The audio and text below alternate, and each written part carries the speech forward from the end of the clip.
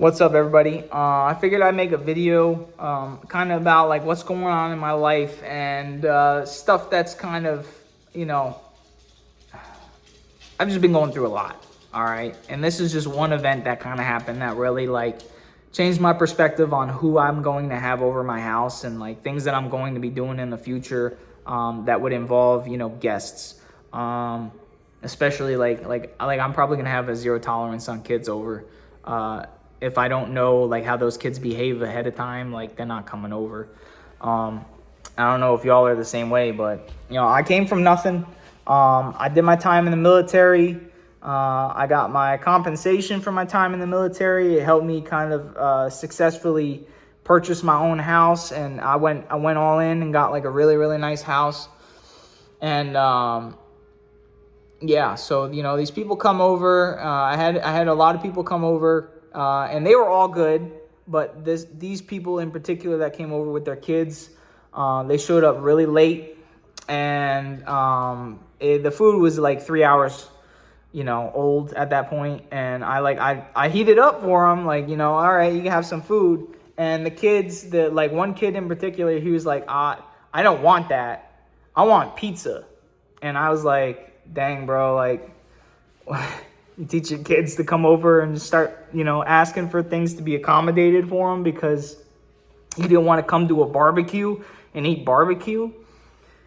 But he ate like 3 bags of Flamin' Hot Cheetos, like the family size ones. Like, they're freaking huge, dude. They're like up here, freaking like huge.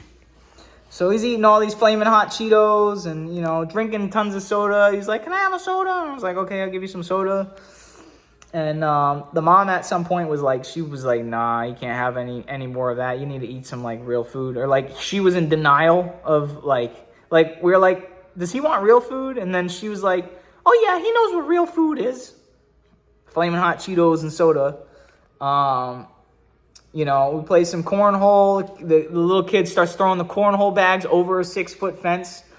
And it's like, all right, so he's either not good at cornhole or he's deliberately throwing the bags over the fence. So I didn't know what to think at that point. I'm like, all right, whatever. They're just kids.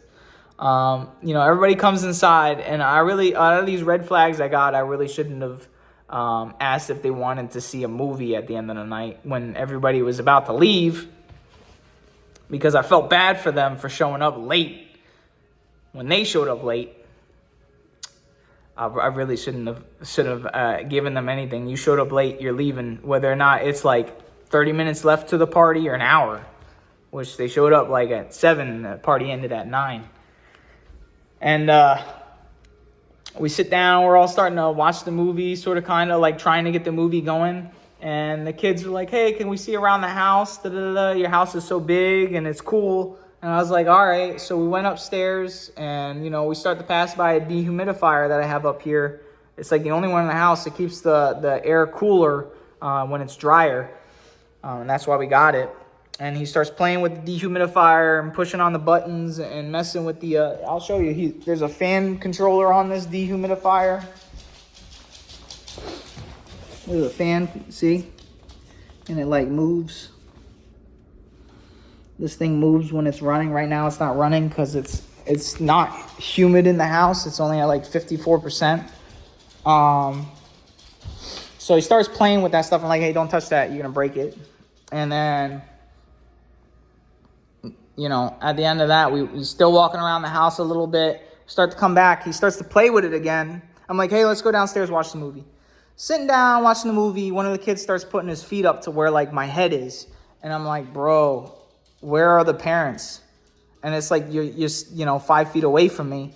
And, they start stacking up on top of each other. I ended up finding out later, by the way, like, they're not actually, like, the parents. Like, the one female is the actual mom. But, like, the dude that was with her is, like, her boyfriend. And they don't respect him at all. And I think he's... He don't really have the willpower to stand up to her and be like to straighten the kids out. Oh, but he loves her enough to marry her.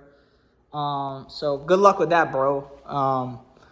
So let's get more into the story. we're all hanging out, and, they're stacked up on top of each other. I made a comment about that. I was like, hey, can you not stack up on that couch? It's not meant to have people stack up on it, because she was starting to stack up on the shoulder of the love seat. You know where that center console is, where you put stuff in and the cups go? She's kind of like leaning on that, and she denied leaning on it at all.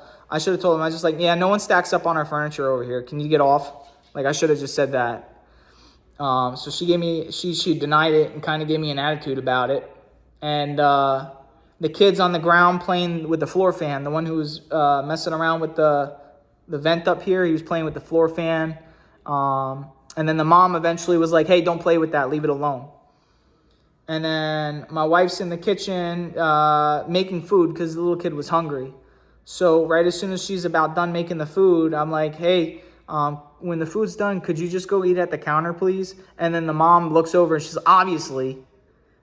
And I'm like, bro, what the heck is wrong with you people? I should have kicked them out right then and there. I've been like, I'm sorry, I can't tolerate the disrespect. Can you leave? I should have been like, can you leave? I'm now asking you to leave.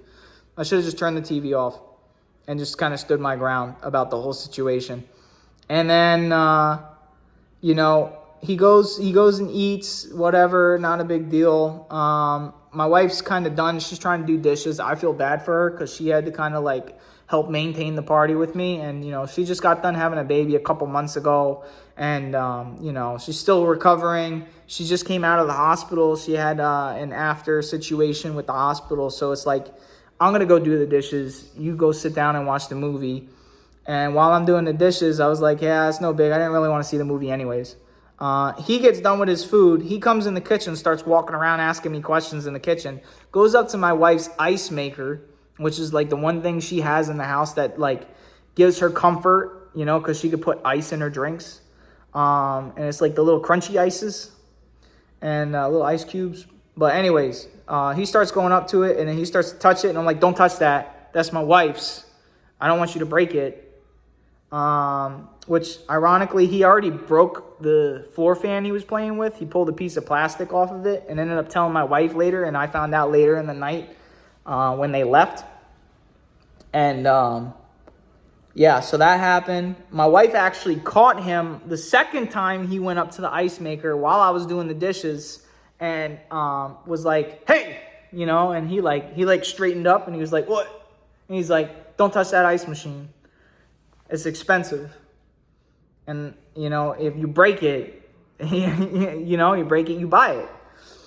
Which I should have just held them all accountable and just kicked them out, man. There were so many times I had opportunities to get them out of my house and just be like, hey, sorry, we're done for the night. We're tired. Please leave. And I'm just going to be straight up with people and do that. I think I used to do that when I was younger, believe it or not. And I was like a teenager and I had people over. I was like, all right, time to leave. And I wasn't joking either. I was like, time to leave. So yeah, we get done with the movie and the little kid starts going up to the TV, our brand new 85-inch, $900 TV, and he chips the corner of the TV. I'll start walking downstairs so hopefully I can show you the chip. If not, I'm going to post it. I'll post the photo and the thumbnail, actually. So yeah, that happened. He went up to the TV, he started playing with it and putting his fingers on it, and he ended up actually chipping the corner of the TV. It's very faint since I've cleaned it, but it was more chipped in the photo. You can see in the photo. But yeah, it's right here. You can kind of barely see it. But there's a little chip there because it had all of his fingerprints around it. And, I told him don't touch the TV. You could damage it or scratch it or something. Because I knew he had his Cheeto dust fingers all over the TV. And, yeah, man. So he ended up going back to the TV, and he picked the TV again. I don't know what to do with these parents today, man. They don't do nothing. They don't actually do the parenting they're supposed to do. But yeah, man. So now I'm out of a $900 TV because it's no longer brand new. It's got a little chip in it. I mean, it's very little, but you break it, you buy it, bro. Some of y'all probably let that slip, but nah, man, you damaged something that was perfect. You're paying for it. You shouldn't have never touched that TV. So I hit up the dude, the boyfriend, and told him the whole situation, and he's in denial that the kid ever did it. Meanwhile, like, I told him, I was like, I literally watched him. Your girlfriend watched him go up to the TV because she could see what was going on. I was having a conversation with her.